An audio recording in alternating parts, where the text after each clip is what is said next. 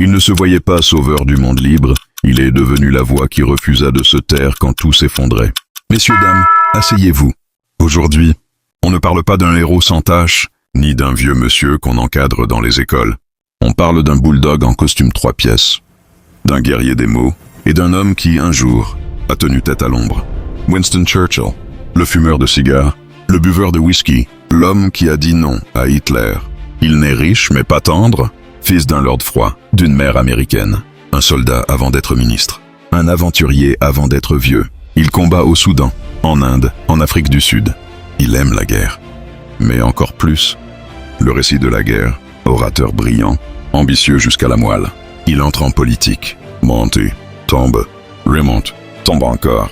On se moque de lui, on le dit fini. Mais l'histoire, elle, le regarde déjà. 1939, la guerre revient, et cette fois, le monstre a un nom. Hitler.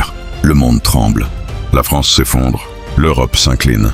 Mais Churchill, le vieux lion, prend le micro, et il parle. We shall fight on the beaches. Never surrender.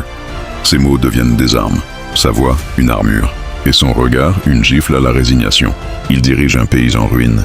Il mange peu, dort peu, boit beaucoup, et refuse de céder 1 centimètre. Il tient, jour après jour, bombe après bombe. Et quand les Alliés débarquent, quand l'Allemagne tombe, c'est aussi sa victoire. Mais la paix ne lui sourit pas. Il perd les élections juste après la guerre. Le héros redevient trop lourd, trop vieux, trop franc. Il revient plus tard, un peu, mais son heure est passée.